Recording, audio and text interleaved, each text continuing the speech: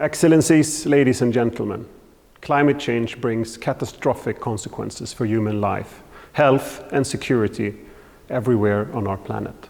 The poorest and most vulnerable people are hardest hit when livelihood and entire ecosystems are under threat. As we face this climate crisis, we must stop with activities leading to high emissions and enable a transition from fossils to renewables and build on nature-based solutions.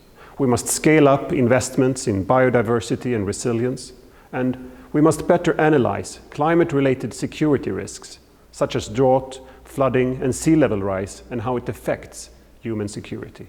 What we need to do is summed up by two words: mitigation and adaptation. And we need progress on both. We need ambitious national plans and hold each other accountable for how we live up to the Paris Treaty and the Sustainable Development Goals. And in this context, commitments for support to adaptation in Africa is critical. There is a momentum. As we recover from the COVID-19 pandemic, we need to mobilize to build back better and greener, and it requires both political and financial determination and imagination. So what does this mean for development?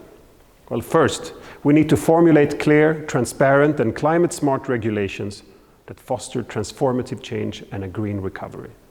We need to scale up solutions and maximize impact. Second, while important, climate financing alone is not enough. All investments need to be climate and environmentally sustainable. Climate and environment needs to be incorporated in national budgets and planning tools. Incorporating climate, environment, and biodiversity will also lead to better economic sustainability. The economic benefits of mitigating and adapting far outweigh the costs. Third, we need to work with private industry and the energy sector to ensure they are fossil-free and reduce their greenhouse gas emissions, while at the same time mobilizing private sector financing for climate action.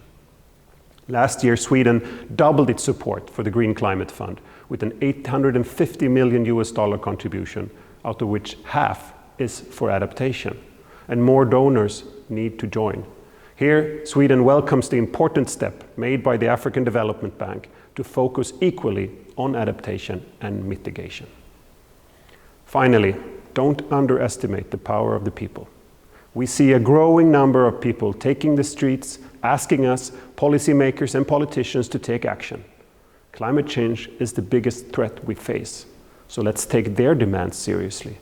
We will be judged for our actions, not our promises. Thank you.